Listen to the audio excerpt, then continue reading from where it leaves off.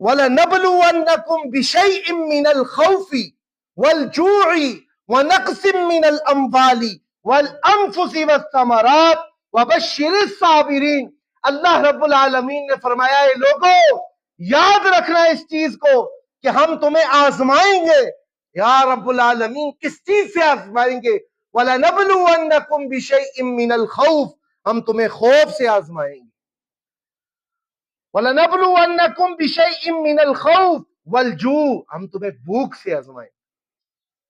وَنَقْصٍ مِّنَ الْأَمْوَالِ وَالْأَنفُسِ وَالثَّمَرَاتِ، ہم تمہیں مال کی کمی سے آزمائیں گے، ہم تمہیں جانوں کے نقصان سے آزمائیں گے، اور ہم تمہیں پھلوں کے نقصان سے آزمائیں گے۔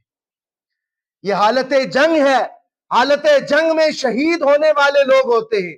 سوشل میڈیا پر یہ پروپیگنڈا کیا جاتا ہے کہ جس وقت نقصان ہو گیا، اب ظاہری بات ہے آپ کے سامنے کوئی کافر ہے، آپ کے سامنے کوئی دجال ہے، اگر وہ آپ کے یا آپ کے اسلام کے خلاف یا آپ کے ملک کے خلاف تلوار اٹھائے گا تو آپ اسے دیکھیں گے۔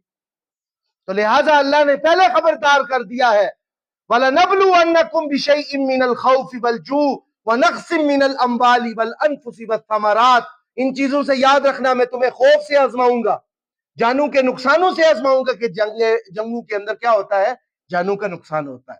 فرمایا بھوک کی حالت ہوگی۔ آپ فلسطین کے اندر دیکھیں، غزہ کے اندر دیکھیں، کیا بچے بھوک سے نہیں مر رہے؟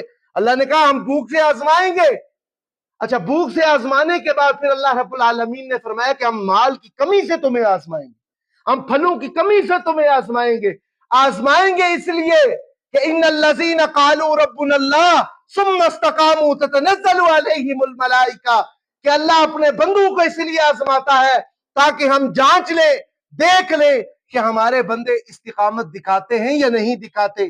اللہ نے فرمایا اگر تم استقامت دکھاؤ گے، تم نے یہ کہہ دیا کہ اللہ ہمارا رب ہے اور پھر اس پر ڈٹ گئے، اللہ فرمایا تتنزل علیہم الملائکہ، ہم پھر اس وقت تمہارے اوپر فرشتوں کی مدد عطا فرمائیں گے۔ وہ اقبال نے کہا تھا نا، فضائے بدر پیدا کر فرشتے تیری نصرت کو اتر سکتے ہیں گردوں سے، کتار اندر کتار اپنی۔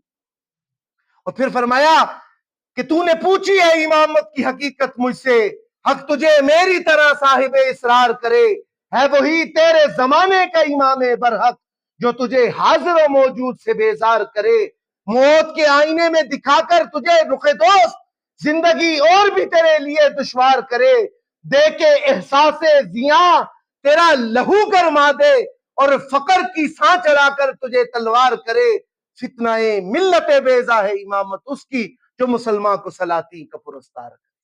تو لہٰذا اللہ کی مدد، اللہ کی نصرت آپ لوگوں کے ساتھ۔ پھر اس کے ساتھ اللہ رب العالمین نے فرمایا الذین اذا اصابتہم مصیبہ، کہ جس وقت تم مصیبتوں کے اندر گر جاؤ، پریشانیوں کے اندر گر جاؤ، ہر طرف تکلیفیں آ رہی ہیں، مصیبتیں ہیں، پریشانیاں ہیں، اللہ رب العالمین نے فرمایا پھر اپنے دل کو حوصلہ دو۔ کس طرح؟ اصابتہم مصیبہ قالوا انا للہ و انا الیہ راجعون، ہر چیز اس کی عطا کردہ ہے،